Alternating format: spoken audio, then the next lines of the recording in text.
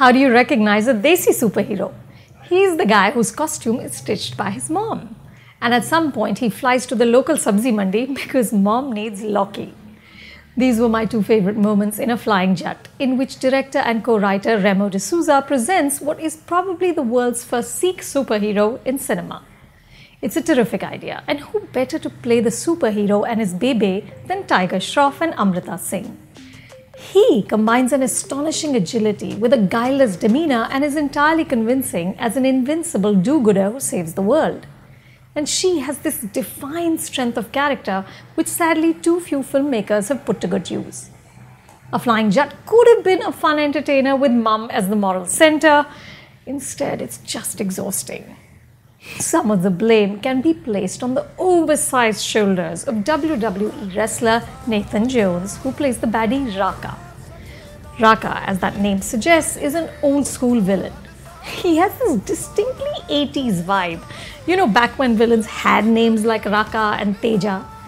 Like those guys, he keeps laughing maniacally. He also spends so much time grunting and growling before he actually attacks.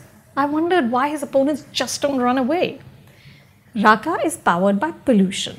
So the more we pollute, the stronger he gets. Yes, A Flying Jatt is also an eco-fable. The film ends with a quote. Everything has an alternative except Mother Earth. Who said this? Remo. I'm saying be wary of directors who quote themselves. It suggests a singularly unique hubris. The first half of A Flying Jatt has moments of fun. I love that despite being a superhero, he has this fear of heights, so he flies really close to the ground. But post-interval, laughter takes a back seat. The film trips on the feeble love story between Jatt and Kriti, a giggling school teacher played by Jacqueline Fernandez. I recently interviewed Jacqueline. She said that she was actively scouting for roles with meat. Forget about meat. This character doesn't even have a skeleton.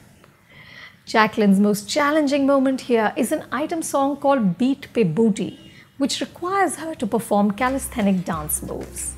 The only thing I noticed about Kriti was that when the plot started to get grim, she started wearing salwar kameezes instead of Western clothes, adding a touch of gravitas perhaps.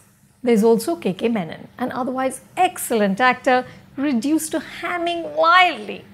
And he's wearing this supremely awkward curly hairdo and shiny plastic ties. Look, of course A Flying Jatt doesn't aim to be anything more than an entertaining cartoon, and there's no problem with that. But even cartoons need to be compelling and have a basic coherence.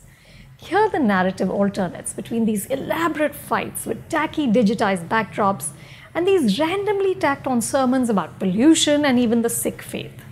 At one point, Raka growls and declares, "I have a black soul.